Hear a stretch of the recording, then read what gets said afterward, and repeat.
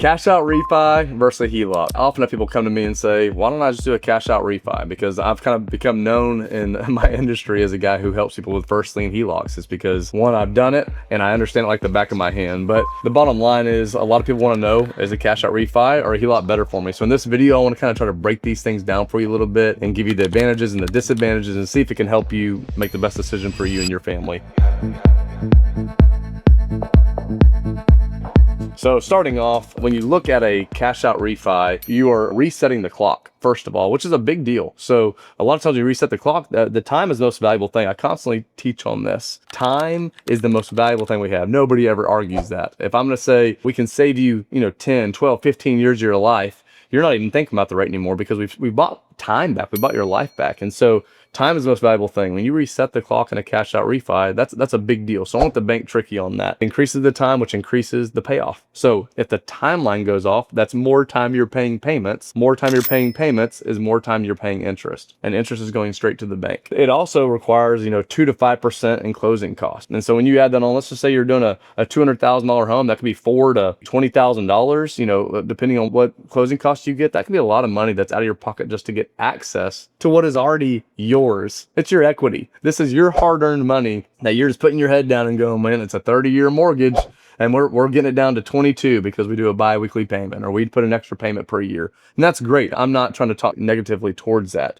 But instead of having to do 2 to 5% of closing costs, you're just taking that money that you've worked really hard to pay it down for the last few years, and you're paying it right back out. That's the same thing that happens when there's a better rate and you just refinance. You don't even do a cash out refinance, but you refinance because the rates have come down from 7, they've gotten back to 3, so you refinance. And I'm not discouraging you from doing that. Obviously, that's a really significant number. But every time you do that, please understand, you're starting the clock back over and you're also paying in closing costs. Either they tell you you're not paying in closing costs, they'll put it at the back end and you are paying for it. But you're also borrowing against your own home and it's not being liquid. So I often hear people say, with what I'm doing with a first lien HELOC, they go, well, why do you feel safe borrowing against your home? Well, there are strategies and ways and numbers that you can utilize to make sure you're doing it at the best way possible. And so I'm never going to tell someone, if they have $50,000 total equity in their home, hey, let's borrow 40 of that and go do any investment. Never. I can tell you, I have client after client that will confirm this, that I want to be as conservative as possible. I want to make sure that your emergency fund is increasing, that you're feeling more and more peace, that the anxiety is going away, that the risk is actually less because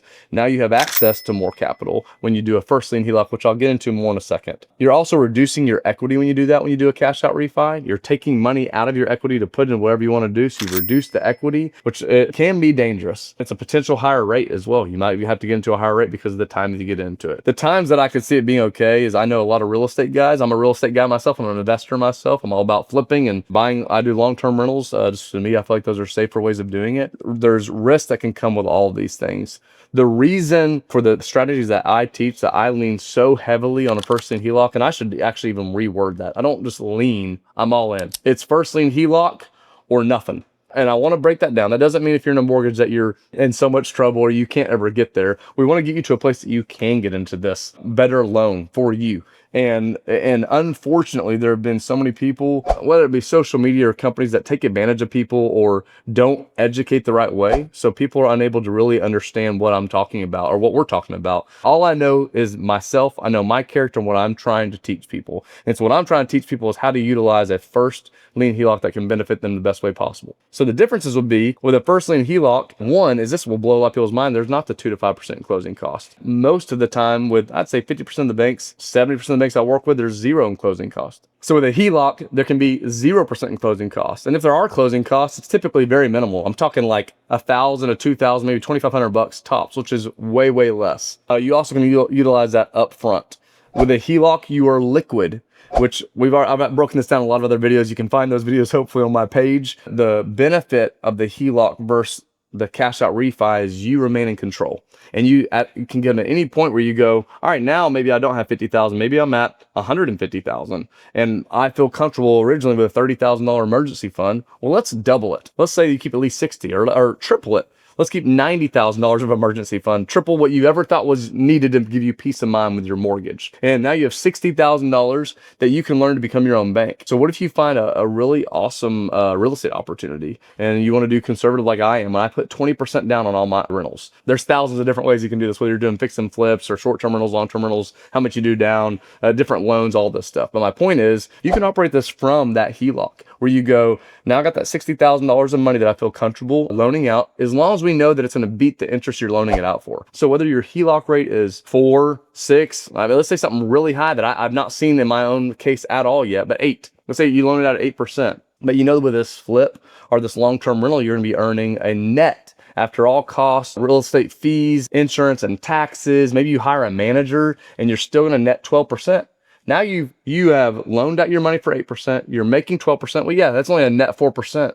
But you also acquired a brand new asset. That's an appreciating asset that a renter is paying off for you each year. Imagine doing one of those a year for the next 5 to 10 years. What could that do for your retirement? What could that do for your peace of mind and gaining wealth and gaining education on this? So this is just one of the many, many differences. But I like the HELOC because it gives you the control. It puts you in the driver's seat. You're now the banker. And so you start to think like a banker. What do banks do to be in business? They're all about interest arbitrage. So they're happy to take your money and pay you 4.5% on your CD, and then they're going to go lend it out on these private lending deals, and they're going to make 15%. That should tick you off.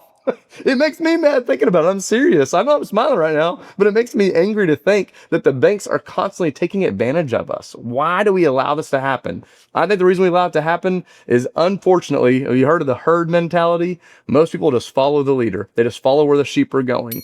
And I believe most clients who I've got, actually not most, every client who's become a client, they're not that way. And I realize there's just something that we have in common. We're both craving truth. We're both seeking people who are actually trying to help us. And we're both saying, hey, if there's a better way, tell me about it. If there's something I can learn, I want to know. I'm not just going to stay and do what everyone else is doing because that's what my parents' did. But if there's a different method that can actually benefit and bless my family, tell me about it. And that's exactly how this whole journey started for me. To wrap this up just a little bit, cash out refi, you can do that if you want to go do some real estate deal. I would never do that because all the negative reasons I told you. I would always try to work towards getting into a first lien HELOC where it puts you in the driver's seat, gives you the control. With that, I have a lot more videos that break down the HELOC in detail. It gives a HELOC versus a mortgage. We get into interest arbitrage, we get into lending opportunities, and a lot more. So if you're interested in any of this, I would love if you just take the time to like, subscribe, comment on the video, say what's up to me, or just book a call below and I can meet with you. Me or someone on my team will break down your numbers. We'll look at a financial worksheet. We'll see where you are currently, see if we can help you, see if we can bless your family.